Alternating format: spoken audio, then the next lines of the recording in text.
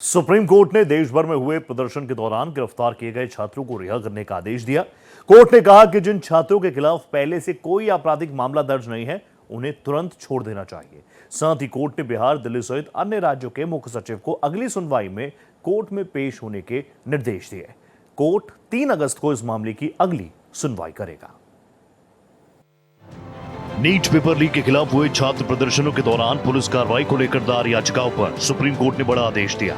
Supreme court ने छात्र विरोध प्रदर्शनों के दौरान गिरफ्तार या हिरासत में लिए गए उन छात्रों को रिहा करने का निर्देश दिया है जिनका कोई आपराधिक रिकॉर्ड नहीं है।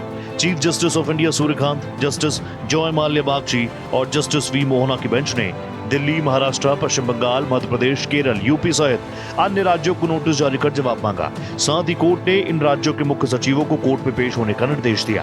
कोर्ट ने सीसीटीवी फुटेज सहित अन्य सबूतों को जब्त करने का आदेश दिया। आज के जंतर मंतर के इशू पर मुख्य बातें हैं कि जो भी पीसफुल प्रोटेस्टर के खिलाफ जो एफआईआर हुई हैं, उनके क्रिमिनल इंसिडेंट्स नहीं हैं, उनको नो कोर्सिव स्टेप मतलब कि उनको अरेस्ट नहीं किया जाएगा, और जो अरेस्ट हो गए हैं 18 साल से कम उम्र है उनको रिहा कर दिया जाएगा। और अगली सुनवाई सोमवार के लिए रखी गई है। और कोर्ट ने ऐसा इशारा किया कि former chief justice of India के चेयरमैनशिप में एसआईटी गठित होगी। सीजेआई सूर्यकांत ने कहा कि छात्रों के विरोध प्रदर्शन के दौरान हिंसा करने वालों और कानून को अपने हाथ में लेने वालों के खिलाफ कार्रवाई होनी चाहिए। उन्होंने ये भी कहा कि छात्रों पर पुलिस की जातियों से जुड़े सभी आरोपों की निष्पक्ष और स्वतंत्र जांच जरूरी है।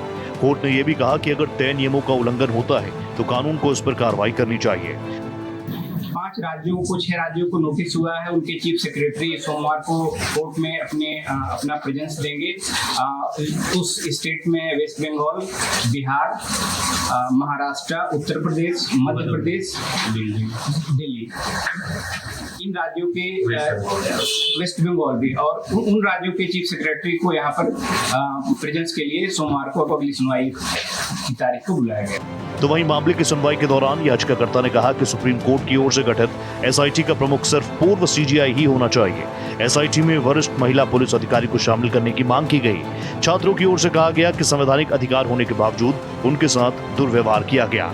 मामले की सुनवाई के दौरान सॉलिसिटर जनरल तुषार मेहता ने कहा कि छात्र पुलिसकर्मियों के खिलाफ हिंसा में शामिल नहीं होंगे, लेकिन कुछ शरारती तत्व इसमें शामिल हैं। एसजी मेहता ने कहा कि हत्या, रेप और एनडीपीएस मामलों में शामिल शरारती तत्व छात्रों के विरोध प्रदर्शन में शामिल हुए और उन्होंने पुलिसकर्मियों के साथ हिंसा की। एसजी मेहता ने कहा कि छात्रों को शांतिपूर्ण तरीके से विरोध करने का अधिकार है और अगर किसी ने देश के कानून का उल्लंघन किया है तो उन्हें सजा मिलनी चाहिए। कुछ याचिकाएं हैं जिनमें पुलिस अधिकारी शामिल है, लेकिन 250 पुलिसकर्मी भी जख्मी हुए हैं।